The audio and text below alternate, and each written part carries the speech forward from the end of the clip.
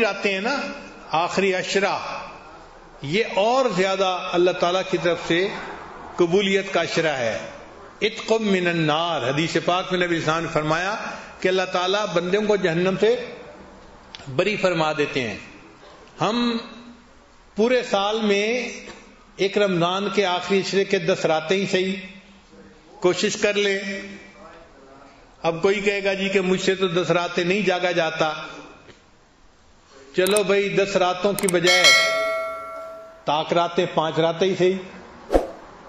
اب اللہ کو پانے کے لیے پورے سال میں صرف 5 راتیں ہیں، اور فرمایا کہ دیکھو وہ جو 5 راتیں ہیں نا، ان میں سے ایک رات ہے جس کو ہم نے لیلۃ القدر بنا دیا. انا انزلناہ فی لیلۃ القدر وما ادراک ما لیلۃ القدر لیلۃ القدر خیر من الف شہر. وہ جو لیلۃ القدر ہے 1000 مہینوں کی عبادت سے بہتر ہے. 1000 مہینوں کو اگر آپ جمع کریں کہ 12 مہینے کا 1 سال، تو یہ 80 سال سے زیادہ کی عبادت بنتی ہے. اور عجیب بات کہ اس امت کی عمریں 80 سال کم و بیش ہوں گی، بین 70 و 60، 60-70 کے درمیان. تو گویا اللہ تعالیٰ یہ فرمانا چاہتے ہیں کہ ہم اس رات میں بندے کی پوری زندگی کے گناہوں کو معاف فرما دیتے ہیں. تو ایک رات میں پوری زندگی کے گناہ معاف،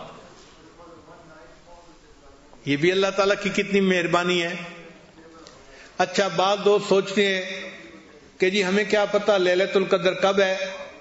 ہاں بھئی پتہ تو کسی کو نہیں ہے، لیکن ہم اگر کوشش کریں تو ہم لیلۃ القدر میں عبادت کا درجہ پا سکتے ہیں.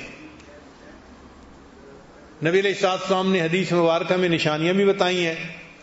وہ ایسی رات ہے جبریل علیہ السلام فرشتوں کو لے کر نازل ہوتے ہیں، گلیوں کے موڑ کے اوپر جھنڈے لگا دیے جاتے ہیں، رحمتیں نازل ہوتی ہیں، اور یہ فرشتے دعا مانگنے والوں کی دعاؤں پر آمین کہتے ہیں، ان سے مصافحہ کرتے ہیں. کیسے نور کی رات ہوگی بھائی.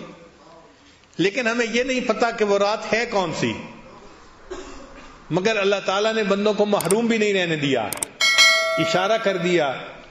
ہم لوگ اسکول میں جب پڑھتے تھے نا، تو جب امتحان قریب آتے تھے تو اپنے ٹیچرز کے پاس جاتے تھے کہ سر ذرا اس پیپر کا گیس لگا دیں. اب گیس کیا ہوتا ہے کہ وہ اندازہ لگا دیتے ہیں کہ کون سا کویسچن آئے گا.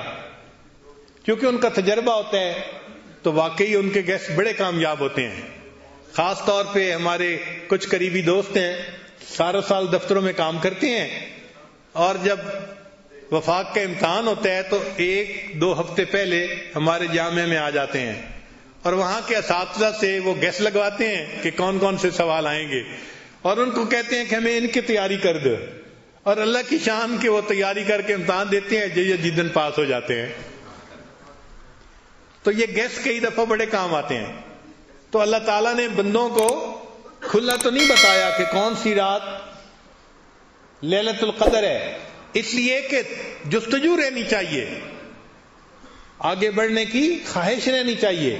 اگر بتا دیتے تو لوگ سارا سال آرام سے سوئے رہتے، اور جی لیلۃ القدر آئے گی بس اس رات پہ عبادت کر لیں گے. تو اللہ تعالیٰ نے چاہا کہ میرے بندے جستجو میں تو لگے رہے، مگر ایک اشارہ کر دیا. وہ اشارہ کیا کیا؟ فرمایا کہ تنزل الملائکۃ والروح فیہا باذن ربہم من کل امر سلام. وہ جو رات ہوتی ہے اس میں سلامتی نازل ہوتی ہے، رحمتیں نازل ہوتی ہیں، برکتیں نازل ہوتی ہیں. اب وہ 10 بجے برکتیں شروع ہوتی ہیں، 11 بجے شروع ہوتی ہیں، 12 بجے، ہمیں اس کا کوئی پتہ نہیں ہے. لیکن ایک بات پکی ہے، اللہ فرماتے ہیں حی حتی مطلع الفجر. یہ جو برکتیں نازل ہوتی ہیں جب بھی شروع ہوتی ہیں یہ مطلع فجر تک رہتی ہیں، یعنی سحری کا وقت ختم ہونے تک یہ رہتی ہیں. لہذا ایک دستور مل گیا، ہم ہر رات میں جب سحری کرنے کے لیے اٹھیں، وہ آخری لمحات ہوتے ہیں، تو ہم اس وقت 2-4 رکعت تہجد کے پڑھ کے دعا مانگیں اور سحری کریں. اور پھر سحری کوشش کریں کہ ہم وقت ختم ہونے سے آدھا گھنٹہ 20 منٹ پہلے ختم کر لیں. اور وہ جو سحری تک کا وقت ہے نا 15-20 منٹ کا، یہ بڑا قیمتی وقت ہے.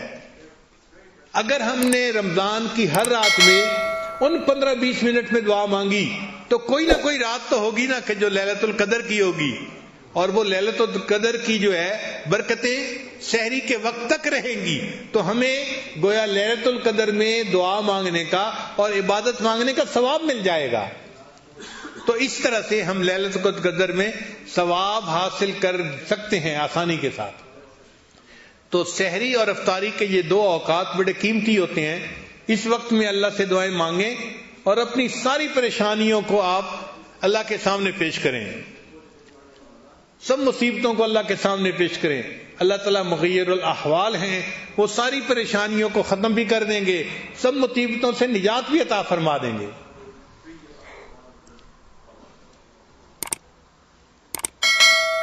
یہ تو ہماری خوش نصیبی ہے کہ اللہ نے ہمیں یہ قبولیت دعا کے اوقات عطا فرما دیے۔ تو رمضان مبارک کے ان اوقات میں مرد بھی دعائیں مانگیں، عورتیں بھی دعائیں مانگیں۔ جب مانگیں گے نا تو آپ کا دل گواہی دے گا کہ دعائیں قبول ہوئیں اور اللہ تعالیٰ نے رحمت فرما دی۔ پھر آپ رمضان کے انتظار میں رہا کریں گے، جیسے نبی علیہ السلام رمضان کا انتظار فرماتے تھے نا، دعا مانگتے تھے، اللہم بارک لنا فی رجب و شعبان وبلغنا رمضان، اے اللہ رجب اور شعبان میں برکتیں عطا فرما اور ہمیں بخیریت رمضان تک پہنچا۔ پھر ہماری بھی یہی حالت ہوگی کہ ہم بھی انتظار میں رہیں گے۔ کتابوں میں لکھا ہے کہ ہمارے اکابر جب رمضان گزرتا تھا تو 6 مہینے تک رمضان کے اعمال کی قبولیت کی دعائیں کرتے رہتے تھے۔ اللہ رمضان میں جو تراویح پڑھی، تلاوت کی، روزے رکھے، ان کو قبول فرما۔ 6 مہینے تک قبولیت کی دعا مانگتے رہتے تھے، اور جب 6 مہینے گزر جاتے تھے تو اگلے 6 مہینے آنے والے رمضان کے بخیریت آنے کی دعائیں مانگتے رہتے تھے کہ اللہ ہمیں بخیریت رمضان تک پہنچا دے، اگلے رمضان تک پہنچا دے۔ یہ رمضان کا مہینہ اتنا برکتوں کا مہینہ ہے۔ تو دیکھیے، سحری میں بھی دعائیں قبول، افطاری میں بھی دعائیں قبول۔ مومن کے تو مزے ہیں، اس کو کہتے ہیں 5 گھی میں اور سر کڑائی میں۔ لطف ہے، مزہ ہے مومن کا، بس احساس کرے کہ اللہ نے کیسا قیمتی وقت عطا کر دیا۔ میری فریاد سن لے میرے مولا، بنا لے اپنا بندہ، دل بدل دے۔